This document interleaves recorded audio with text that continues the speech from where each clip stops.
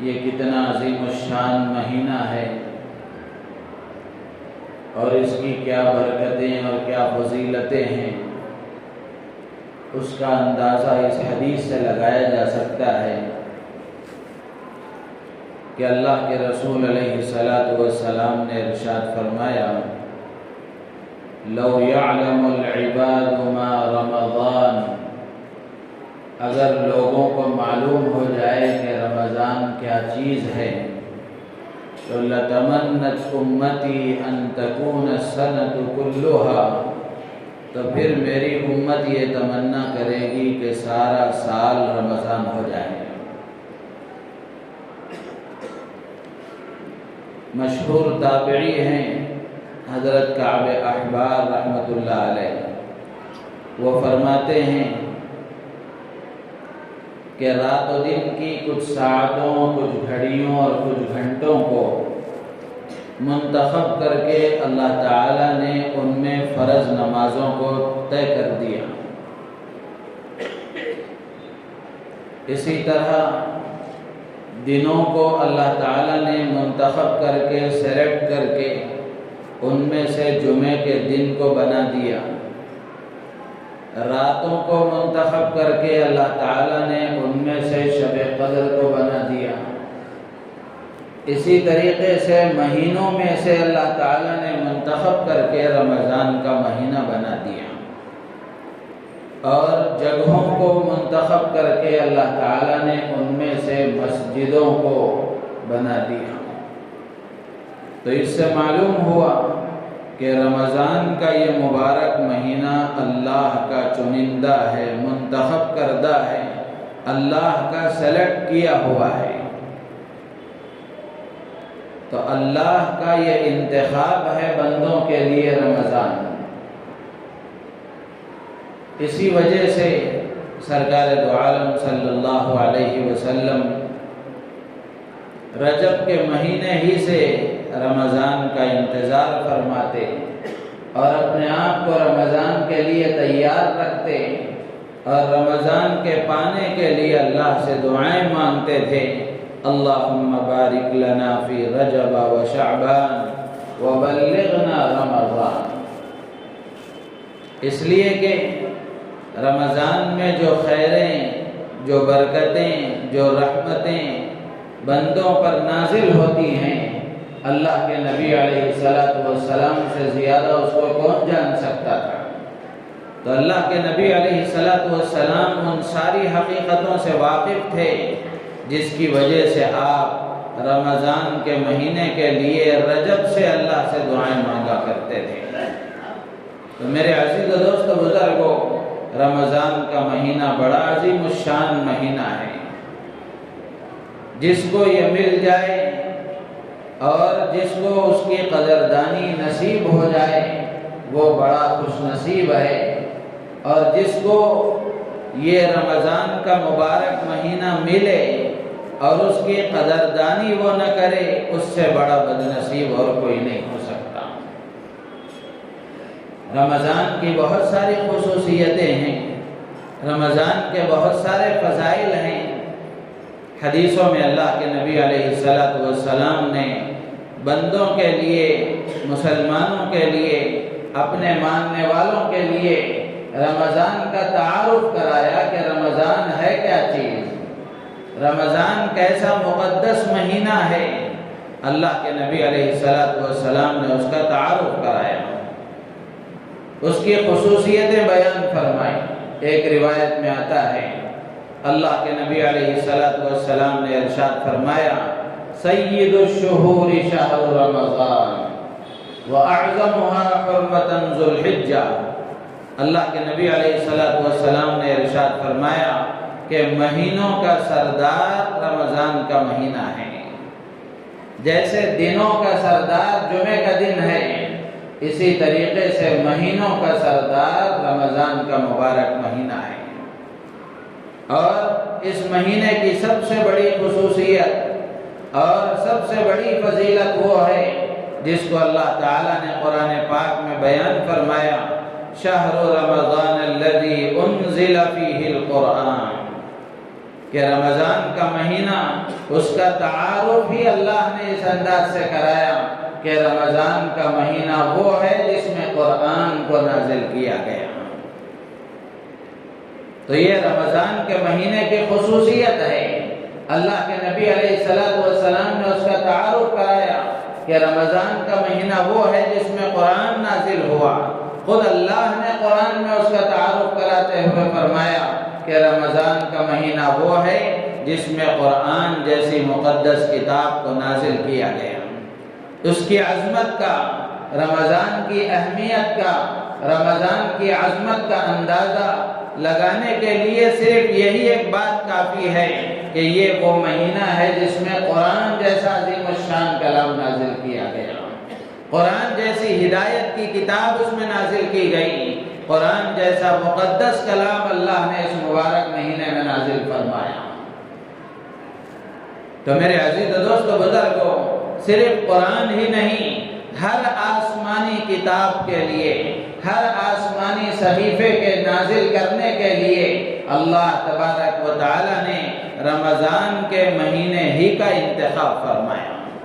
یعنی جتنی کتابیں اللہ نے نازل فرمائی، تورات، زبور، انجیل، قرآن مجید، یہ تو بڑی بڑی 4 کتابیں ہیں، ویسے چھوٹے چھوٹے صحیفے بھی انبیاء پر نازل کیے گئے۔ حضرت ابراہیم علیہ السلام پر کچھ صحیفے آئے، اور اسی طرح اور انبیاء کرام علیہ السلام پر بھی کچھ صحیفے نازل کیے گئے۔ کتابوں میں لکھا ہے کہ ساری آسمانی کتابیں، سارے آسمانی صحیفے سب رمضان کے مقدس مہینے میں نازل کیے گئے۔ تو اب آپ اندازہ لگائیں، کوئی تو بات تھی جس کی وجہ سے اللہ نے اس مہینے کا انتخاب فرمایا، اس مہینے کو سلیکٹ فرمایا۔ ہر آسمانی کتاب کے لیے، ہر آسمانی صحیفے کے لیے اللہ تعالیٰ نے رمضان کے مہینے کا انتخاب کر کے گویا اس بات کا پیغام دیا ہے کہ انسان کی ہدایت کے لیے اور آسمانی ہدایت ناموں کے لیے، آسمانی ہدایتوں اور تعلیمات کے لیے اللہ تبارک و تعالیٰ نے اس مہینے کا انتخاب کر کے، اس مہینے کو چن کر کے اللہ تعالیٰ نے اپنے بندوں کو یہ پیغام دیا ہے کہ اگر کوئی آج بھی اپنی ہدایت کا سامان بنانا چاہے اور رمضان کے مبارک مہینے میں اپنی ہدایت کے اسباب اختیار کرنا چاہے تو اس کے لیے آج بھی رمضان کا مہینہ اس کے لیے ہدایت کے لیے کھلا ہوا ہے۔ تو میرے عزیز دوست بزرگوں، تو رمضان کے مہینے کی یہ خصوصیت ہے کہ اللہ تعالیٰ نے اس میں آسمانی کتابیں نازل فرمائی، اور تمام کتابوں میں سب سے مقدس کتاب قرآن پاک بھی اللہ تعالیٰ نے اسی مہینے میں نازل فرمائی۔ اسی طرح احادیث میں اللہ کے نبی علیہ السلام نے رمضان کے مہینے کا تعارف کراتے ہوئے صحابہ کے سامنے ارشاد فرمایا کہ قد اظلکم شہر عظیم، کہ تم پر ایک بڑا عظیم الشان مہینہ آنے والا ہے، بڑی عظمتوں والا مہینہ ہے۔ تو یہ مہینہ عظمتوں والا ہے، فضیلتوں والا ہے۔ ایک اور روایت میں اللہ کے نبی علیہ السلام نے رمضان کا تعارف کراتے ہوئے فرمایا کہ شہر مبارک، کہ یہ بابرکت مہینہ ہے، مبارک مہینہ ہے۔ ایک اور روایت میں اللہ کے نبی نے فرمایا کہ اتاکم شہر برکت، کہ تم پر برکت والا مہینہ آنے والا ہے۔ ایک اور روایت میں اللہ کے نبی نے فرمایا اتاکم شہر رمضان شہر خیر و برکت، کہ تم پر رمضان کا مہینہ آ رہا ہے جو رمضان کا مہینہ خیر کا، بھلائی کا، برکتوں کا، اللہ کی طرف سے نازل ہونے والی برکتوں کا مہینہ ہے۔ میرے عزیز دوست بزرگوں، جو مہینہ اللہ تعالیٰ اب چند ہی دنوں میں ہمیں عطا فرمانے والے ہیں، یہ بڑا عظیم الشان مہینہ ہے، برکتوں والا مہینہ ہے، مبارک مہینہ ہے، خیر اور بھلائی کا مہینہ ہے۔ تو ہماری یہ ذمہ داری بنتی ہے کہ ہم اس مہینے سے فائدہ اٹھانے کے لیے اپنے آپ کو تیار کریں۔ یہ ساری باتیں،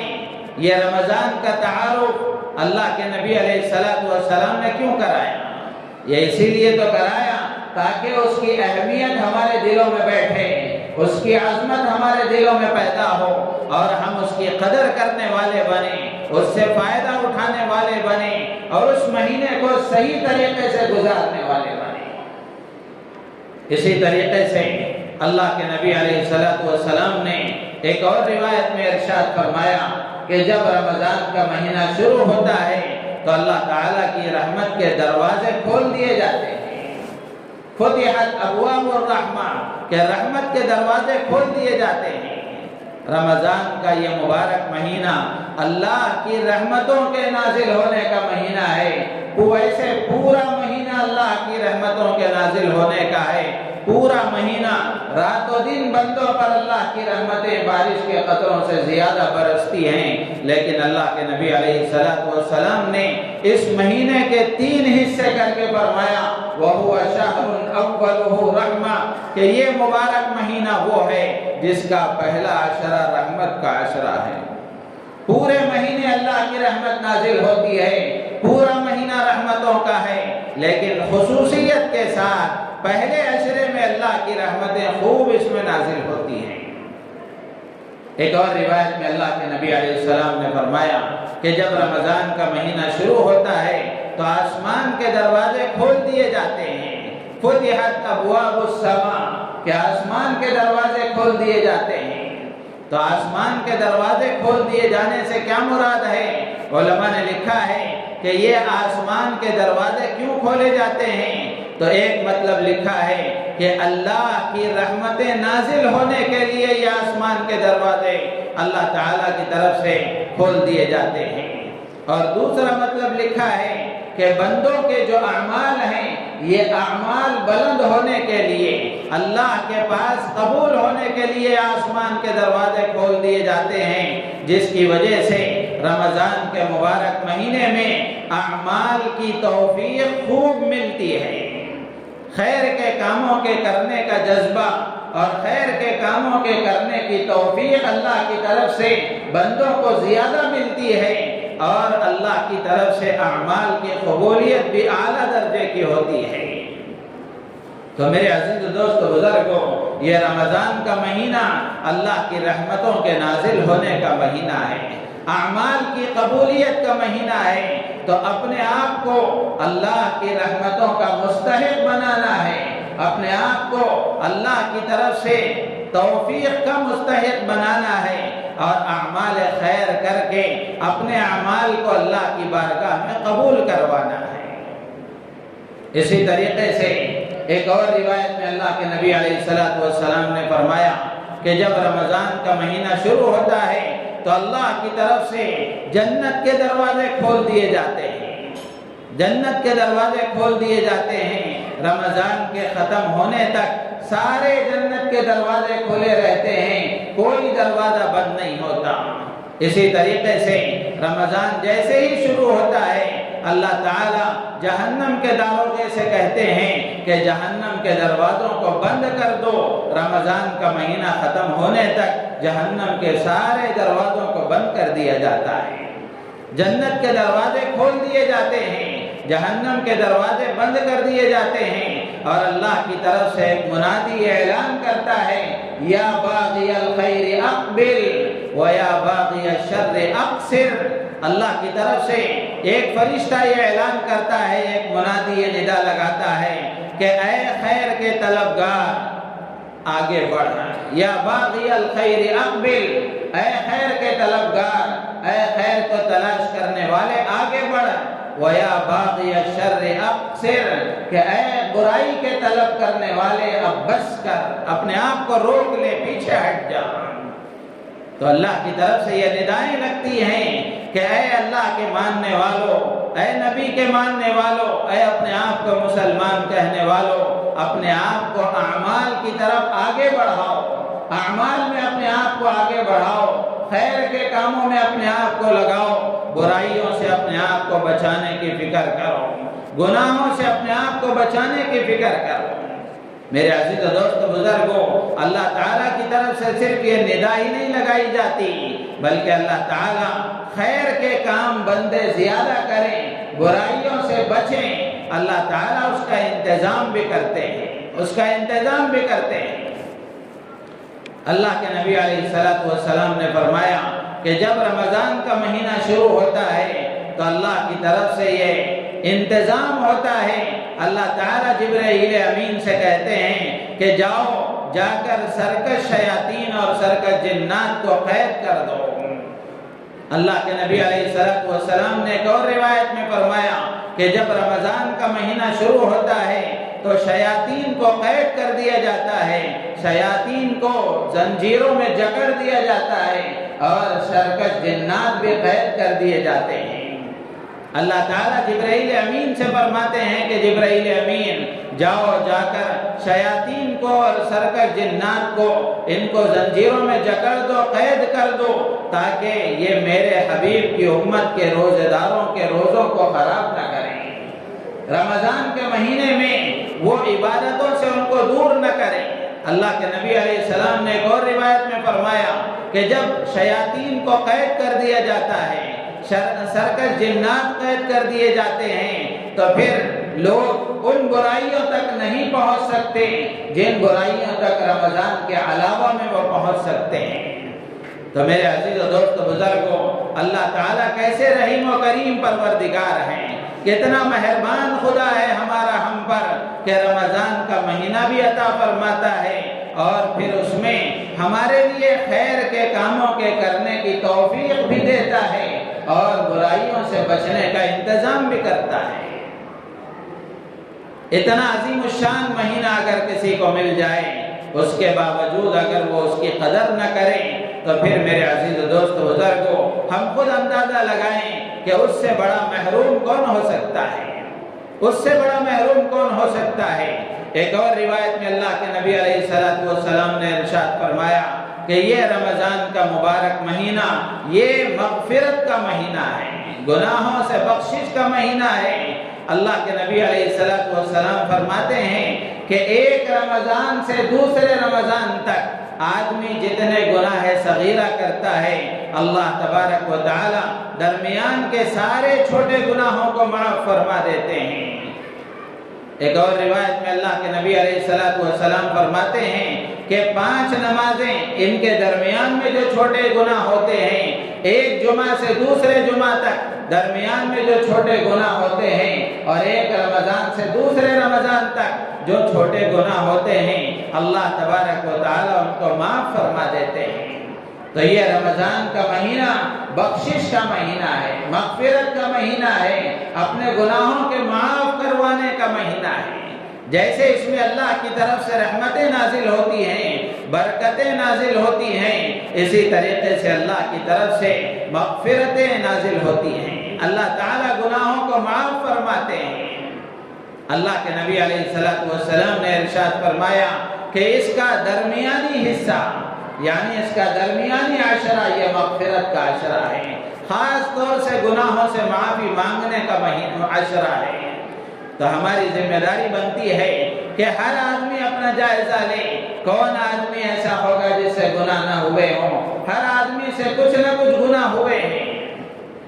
کچھ نہ کچھ گناہ ہوئے ہیں۔ تو ہر آدمی اللہ سے معافی مانگے، گناہوں سے معافی مانگے، تاکہ اللہ تبارک و تعالی اس مہینے میں ہمارے گناہوں کو معاف فرما دے۔ اسی طریقے سے اللہ کے نبی علیہ السلام نے فرمایا اس مہینے کی خصوصیت ہے کہ اللہ تعالیٰ اس میں اعمال کا اجر و ثواب بڑھا دیتے ہیں،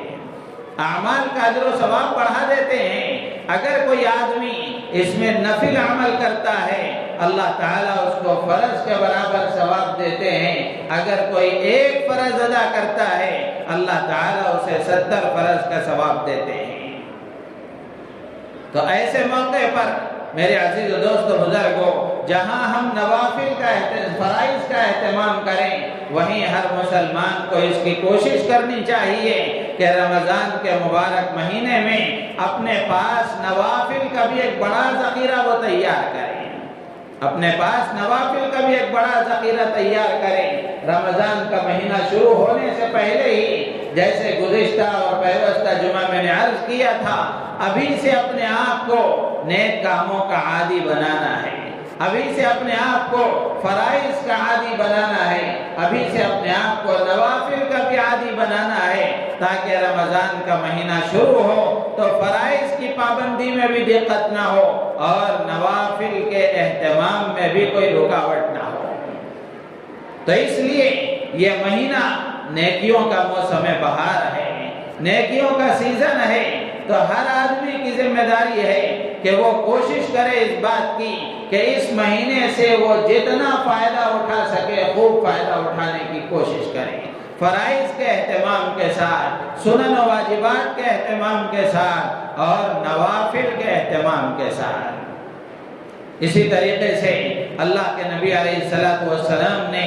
اس مہینے کا تعارف کراتے ہوئے فرمایا کہ اللہ تبارک و تعالی اس مہینے میں مومن کا رزق بڑھا دیتے ہیں، مومن کا رزق بڑھا دیتے ہیں۔ ہر آدمی اپنے سر کی آنکھوں سے دیکھتا ہے کہ جسم کی غذا بھی بڑھ جاتی ہے، جسم کا رزق بھی بڑھ جاتا ہے اور روح کی غذا بھی اللہ تعالیٰ بڑھا دیتے ہیں۔ رمضان کے مبارک مہینے میں کھانے پینے کی جو چیزیں آدمی کو مہیا ہوتی ہیں اور غریب سے غریب آدمی، مفلس سے مفلس آدمی بھی اللہ تعالیٰ رمضان کے مبارک مہینے میں اس کو عمدہ سے عمدہ کھلاتے ہیں، غیر رمضان کے مقابلے میں اللہ تعالیٰ رمضان میں زیادہ کھلاتے ہیں۔ تو یہ تو ظاہری رزق ہے، اسی طریقے سے باطنی رزق بھی اللہ تعالیٰ بڑھا دیتے ہیں کہ اعمال خیر کی توفیق ہوتی ہے اور اس میں اعمال کا گریڈ بڑھا دیا جاتا ہے، اجر و ثواب بھی بڑھ جاتا ہے اور نیک اعمال کی رغبت بھی اللہ تعالیٰ بڑھا کر اس کے لیے روحانی غذا کا انتظام فرماتے ہیں۔ تو میرے عزیز و دوست بزرگوں، یہ خصوصیات تھی، یہ فضائل تھے رمضان المبارک کے جو اللہ کے نبی علیہ السلام نے اپنی زبان مبارک سے ارشاد فرمائے۔ اور یہ کیوں بتائے گئے، یہ فضیلتیں کیوں سنائی گئی؟ یہ اس لیے سنائی گئی تاکہ ہر مسلمان اس کے اندر رمضان کی اہمیت پیدا ہو، اس کے دل میں رمضان کی عظمت پیدا ہو اور وہ رمضان سے خوب فائدہ اٹھانے والا بنے۔ جیسا یہ مبارک مہینہ ہے، جیسا یہ عظمتوں والا مہینہ ہے اور جیسے یہ فضیلتوں والا مہینہ ہے، جیسی عظیم الشان اس کی فضیلتیں ہیں، اگر کوئی آدمی اس مہینے سے محروم رہ جائے، اس مہینے کی قدردانی نہ کرے، بے ادبی اور بے احترامی کرے، تو اللہ کے نبی علیہ السلام نے فرمایا کہ بدبخت اور بدنصیب ہی اس سے محروم ہو سکتا ہے۔ اور رمضان کی ناقدری کرنا، رمضان کی بے ادبی کرنا، رمضان کی بے احترامی کرنا، اس کی بڑی سخت وعید اللہ کے نبی علیہ السلام نے حدیث میں ارشاد فرمائی ہے۔ وہ مشہور حدیث بارہا ہم نے سنی ہے، اللہ کے نبی علیہ السلام نے ارشاد فرمایا، صحابہ سے ایک مرتبہ فرمایا کہ منبر کے قریب ہو جاؤ، صحابہ قریب ہو گئے، اللہ کے نبی علیہ السلام نے منبر کی پہلی سیڑھی پر قدم رکھا تو آمین فرمایا، پھر دوسری سیڑھی پر قدم رکھا تو آمین فرمایا، پھر تیسری سیڑھی پر قدم رکھا تو آمین فرمایا، خطبہ ارشاد فرمایا، خطبہ ارشاد فرمانے کے بعد آپ نیچے اترے، صحابہ نے اللہ کے نبی علیہ السلام سے پوچھا کہ اللہ کے نبی، آج ہم نے آپ سے ایک نئی چیز دیکھی ہے، آپ اس سے پہلے بھی منبر پر چڑھے ہیں لیکن آپ نے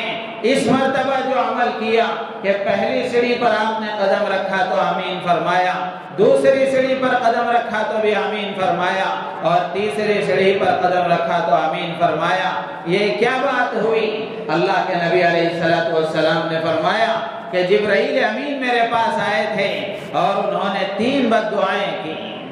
3 بددعائیں کی، ان میں سے ایک بددعا وہ یہ ہے کہ ہلاک ہو جائے، برباد ہو جائے وہ شخص جس کو رمضان کا مہینہ ملے اور اس کی مغفرت نہ ہو،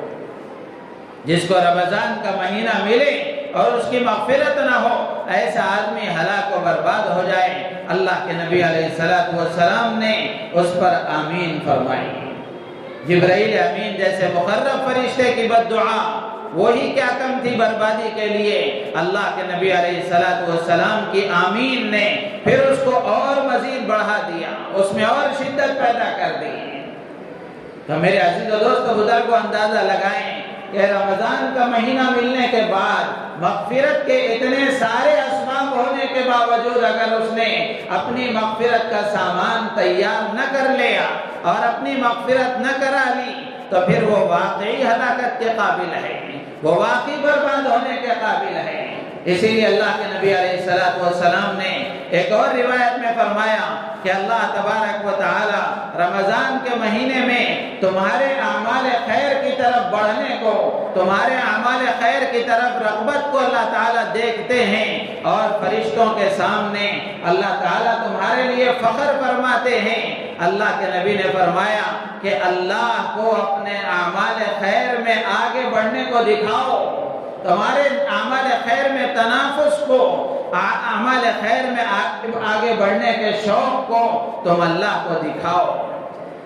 پھر آگے اللہ کے نبی فرماتے ہیں کہ جو رمضان کے مہینے میں اللہ کی رحمت سے محروم رہ گیا وہ حقیقتاً محروم ہے، وہ حقیقتاً بدنصیب ہے۔ تو اس لیے میرے عزیز و دوست بزرگوں، اب 2-3 دن میں پیر کے دن رمضان کا مہینہ اللہ تعالیٰ کی ذات سے امید ہے کہ شروع ہو جائے گا، تو رمضان کا مہینہ شروع ہوگا تو ہم اس کی صحیح قدر کرنے والے بنیں، ہم اس کے قدردانوں میں شامل ہوں، ناقدری سے اپنے آپ کو بچائیں، بے ادبی سے اپنے آپ کو بچائیں، بے احترامی سے اپنے آپ کو بچائیں۔ ہر کام کرنے سے پہلے سوچیں کہ کہیں رمضان کی میں ناقدری تو نہیں کر رہا ہوں۔ ہر کام کے کرنے سے پہلے سوچیں کہ یہ کام رمضان کی ناقدری والا تو نہیں ہے، رمضان کی بے احترامی والا تو نہیں ہے۔ ہر کام کرنے سے پہلے سوچیں، اس لیے کہ رمضان کا مہینے کا مل جانا یہ اللہ کی بڑی نعمت ہے، اللہ کا بڑا انعام ہے۔ اللہ تعالیٰ سے ہم دعا کریں کہ اللہ تعالیٰ جتنے ایام باقی ہیں عافیت کے ساتھ، صحت و سلامتی کے ساتھ، اعمال خیر کی توفیق کے ساتھ اللہ تعالیٰ ان ایام کو گزارنے کی، اور پھر رمضان کا مہینہ اللہ تعالیٰ ہمیں عطا فرمائے، اور رمضان میں بھی ہم خوب عبادتیں کریں اور خوب اللہ کو راضی کرنے والے کاموں میں اپنے آپ کو لگائیں، اپنا ایک نظام العمل بنائیں۔ رمضان کی قدر کیا ہے، رمضان کا احترام کیا ہے، رمضان کا ادب کیا ہے؟ رمضان کی قدر، رمضان کا احترام اور رمضان کا ادب یہ ہے کہ رمضان میں جن کاموں کے کرنے کا حکم دیا گیا ہے، جو عبادتیں رمضان میں مقرر کی گئی ہیں، ان عبادتوں کو ہم انجام دینے والے بنیں، وہ عبادتیں ہم کریں، اور جن کاموں سے بچنے کے لیے کہا گیا ہے ان کاموں سے اپنے آپ کو بچانے والے بنیں۔ انشاءاللہ العزیز ہم رمضان کے قدردانوں میں شمار ہوں گے، رمضان کے قدردانوں میں شمار ہوں گے۔ رمضان کی جو عبادتیں خاص ہیں وہ 2 عبادتیں ہیں، ایک روزہ ہے اور دوسرا تراویح ہے، ایک روزہ ہے اور دوسرا تراویح ہے، یہ رمضان کی خاص عبادتیں ہیں۔ رمضان میں اللہ تبارک و تعالیٰ نے روزوں کو فرض فرمایا ہے، تو ہماری ذمہ داری ہے کہ بغیر کسی شرعی عذر کے، بغیر کسی شرعی عذر کے، وہ عذر نہیں جو ہمارے نزدیک عذر ہے بلکہ اس عذر کا اعتبار ہے جس کو شریعت بھی عذر کہتے ہیں، جو شریعت کی نگاہ میں بھی عذر ہو تو وہ قابل قبول ہے۔ تو اس لیے بغیر کسی شرعی عذر کے ہم رمضان کے مہینے کو نہ چھوڑیں، رمضان کے روزے کو نہ چھوڑیں، اور رمضان میں روزے کا اہتمام کریں۔ پوری صحابہ کی تاریخ ہم پڑھ جائیں، کسی ایک صحابی کے بارے میں بھی ایسا نہیں ملتا کہ ان کو کوئی شرعی عذر نہ رہا ہو، اس کے باوجود انہوں نے رمضان کا روزہ چھوڑ دیا ہو۔ کسی ایک صحابی کے بارے میں بھی ایسا نہیں ملتا۔ آخر ہم بھی انہی کے نام لینے والے ہیں، انہی کی عظمت قدم بھرنے والے، اسی نبی کا کلمہ پڑھنے والے۔ آخر ہمارے اندر یہ چیز کیسے پیدا ہو گئی کہ رمضان کا مہینہ ملے اور کوئی شرعی عذر نہ ہو اور بغیر کسی اس کے ہم رمضان کے روزے کو چھوڑ دیں؟ یہ یقیناً محرومی کی بات ہے۔ اللہ کے نبی علیہ السلام نے ایک حدیث میں فرمایا کہ اگر کوئی آدمی رمضان کے مہینے کا ایک روزہ چھوڑ دیتا ہے، اس کے لیے، اس کے کفارے کے لیے اگر زندگی بھر روزہ رکھتا رہے گا تو بھی اس کی تلافی نہیں ہوگی۔ یعنی وہ برکتیں حاصل نہیں ہو سکیں گی، وہ فضیلتیں حاصل نہیں ہو سکیں گی، وہ رحمتیں اللہ کی نہیں مل پائیں گی جو رمضان میں روزہ رکھنے پر اس کو ملتی تھی۔ تو اس لیے میرے عزیز و دوست بزرگوں، ہم پوری کوشش کریں اس بات کی کہ رمضان کا مبارک مہینہ ہمیں ملے تو ہم روزوں کا اہتمام کریں۔ صحابہ کرام رضوان اللہ تعالی علیہم اجمعین کی زندگیوں کو ہم دیکھیں کہ صحابہ کرام خود تو روزہ رکھتے تھے، بڑے مرد بھی روزہ رکھتے تھے، عورتیں بھی روزہ رکھتی تھیں۔ صحابہ کے بارے میں تو یہاں تک آتا ہے کہ صحابہ کرام رضوان اللہ تعالی علیہم اجمعین اپنے اب چھوٹے چھوٹے بچوں کو بھی روزہ رکھوایا کرتے تھے، روزے کی عادت ڈالا کرتے تھے۔ اور صحابہ کے زمانے میں یہودی بھی اپنے بچوں کو کھلے عام باہر کھانے پینے سے روکا کرتے تھے۔ وہ یہ کہا کرتے تھے کہ مسلمان روزے سے ہیں اور تم باہر کھلے عام کھاتے پھرو، یہ مناسب بات نہیں ہے۔ اتنا احترام تھا رمضان کا، اتنا ادب تھا رمضان کا، آج مسلمان ہی کھلے عام کھاتے پھر رہا ہے۔ ہوٹلیں رمضان میں بھی آباد ہیں، جو ہوٹل چلانے والے ہیں میرے عزیز و دوست بزرگوں، ان سے بھی ہماری درخواست ہے کہ وہ رمضان کے مہینے میں اس کا اہتمام کریں کہ رمضان کے دنوں میں وہ ہوٹل نہ چلائیں، تاکہ جو لوگ روزہ نہ رکھیں ان کو بھی اس کا احساس ہو کہ وہ بھی روزہ رکھنے کی کوشش کریں۔ بنگلور جیسے اچھے موسم میں، اچھے شہر میں اگر کوئی مسلمان روزہ چھوڑ دیتا ہے تو وہ گرم علاقے جہاں لمبے لمبے روزے ہیں اور شدت کی گرمی ہے وہاں مسلمان روزہ رکھیں، اور ہم یہاں ٹھنڈے موسم میں بھی اگر روزہ چھوڑ دیں تو اللہ کے سامنے ہم کیا منہ لے کر جائیں گے؟ تو میرے عزیز و دوست بزرگوں، یہ رمضان کی خاص عبادت ہے اور رمضان کا فریضہ ہے کہ اللہ تبارک و تعالیٰ نے رمضان کے روزے کو فرض فرمایا ہے تو ہم میں سے ہر ایک اس بات کو طے کر لے، اپنے گھر کی مستورات کو بھی اور اپنے آپ کو بھی تیار کریں کہ ہمیں رمضان کے پورے روزے رکھنا ہے، پورے روزے رکھنا ہے، اس لیے کہ یہ فرض ہے، قرض کی طرح ہے، اس کو ادا کیے بغیر کوئی چارہ کار نہیں ہے، اس کو تو ہر حال میں ادا کرنا ہے۔ ہاں کوئی شرعی عذر ہے تو گنجائش ہو سکتی ہے بعد میں قضا کرنے کی، یا پھر بعد میں قضا کرنے کا موقع نہ ملے تو فدیہ دینے کی گنجائش ہو سکتی ہے۔ اور دوسری جو عبادت ہے وہ تراویح کی، مختصر عرض کر رہا ہوں، اللہ تعالیٰ توفیق دے تو اگلی جمعہ روزے اور تراویح کے سلسلے میں تفصیل کے ساتھ بات عرض کی جائے گی۔ دوسری عبادت ہے تراویح کی۔ یہ تراویح اللہ تبارک و تعالیٰ نے رمضان کی راتوں میں خصوصی عبادت اللہ نے ہمیں عطا فرمائی ہے، تو ہر مسلمان کو چاہیے کہ وہ پورا مہینہ تراویح کا اہتمام کریں، پورا مہینہ تراویح کا اہتمام کریں اور تراویح میں قرآن کو مکمل سننے کی کوشش کریں۔ یہ جو صورتحال ہے کہ پہلے دن زیادہ، دوسرے دن کچھ کم، پہلے عشرے میں زیادہ، دوسرے عشرے میں کم، پھر تیسرے عشرے میں زیادہ، یہ دوغلاپن نہ ہو، یہ دوغلاپن نہ ہو، بلکہ ہم کوشش کریں، ہر مسلمان طے کرے، ہر مسلمان طے کرے کہ مجھے رمضان کا پورا مہینہ تراویح کا اہتمام کرنا ہے۔ ہاں آپ مصروف ہیں تو کہیں 10 دن میں 15 دن میں قرآن مکمل سنایا جاتا ہے تجوید کے ساتھ، تو وہاں آپ قرآن مکمل سن لیں، پھر اس کے بعد آپ کو جہاں موقع ملے لیکن تراویح کا تو اہتمام کریں، تراویح کا تو اہتمام کریں۔ یہ 10 دن میں 15 دن میں جو قرآن سنایا جاتا ہے یہ اس لیے نہیں سنایا جاتا کہ پورے مہینے کی تراویح 10 دن میں پڑھا دی گئی ہے یا پورے مہینے کی تراویح 15 دن میں پڑھا دی گئی، ایسا نہیں ہے۔ ایک سوئی کے ساتھ ایک جگہ پورا قرآن سننے کا موقع نہیں ملتا، 10 دن 15 دن میں ایک سوئی کے ساتھ ایک جگہ پورا قرآن سن لیا جائے، پھر اس کے بعد جہاں جیسا موقع ملے وقت پر تراویح کا ہم اہتمام کر لیں، اس کے لیے یہ انتظامات کیے جاتے ہیں۔ ایسا نہ ہو کہ 10 دن میں کہیں قرآن ہم نے سن لیا، 15 دن میں قرآن کہیں سن لیا، پھر اس کے بعد اب تراویح سے چھٹی ہو گئی، ایسا نہیں ہے۔ تو یہ ہمارے لیے نقصان کی بات ہے، خطرے کی بات ہے، یہ رمضان کی ناقدری ہے، اور رمضان کی ناقدری کرنے والے کے لیے جبرائیل امین کی بد دعا ہے، اور اللہ کے نبی علیہ الصلوۃ والسلام کی اس پر آمین کی مہر ہے۔ تو اس لیے یہ وعیدیں بھی ہمارے ذہن میں ہونی چاہیے، یہ وعیدیں بھی ہمارے ذہن میں ہونی چاہیے، اور فضیلتیں بھی ہمارے ذہن میں ہونی چاہیے۔ فضیلتیں عمل کی رغبت پیدا کرتی ہیں اور وعیدیں آدمی کو گناہوں سے روکتی ہیں۔ یہ دونوں چیزیں جب ایمان والے کے اندر ہوتی ہیں تو پھر اس کا ایمان ترقی کرتا ہے۔ اسی لیے کہا گیا الایمان بین الخوف والرجاء، کہ ایمان امید اور خوف کے درمیان کی چیز ہے۔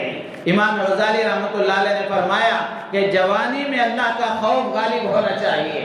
اللہ کا خوف غالب ہونا چاہیے، اور بڑھاپے میں اللہ سے امید غالب ہونی چاہیے۔ اللہ تعالیٰ سے دعا ہے اللہ تبارک و تعالی ہم تمام کو رمضان کی قدر کرنے کی توفیق عطا فرمائے اور رمضان سے بھرپور فائدہ اٹھانے کی توفیق عطا فرمائے۔ اس رمضان کو اللہ تعالی ہمارے لیے اور پوری امت مسلمہ کے لیے، پوری انسانیت کے لیے اللہ تعالی خیر کا، بھلائی کا، امن و امان کا، عافیت اور سکون کا ذریعہ بنائے، ہماری نیتوں میں اخلاص پیدا فرمائے۔ آمین۔ وآخر دعوانا الحمدللہ۔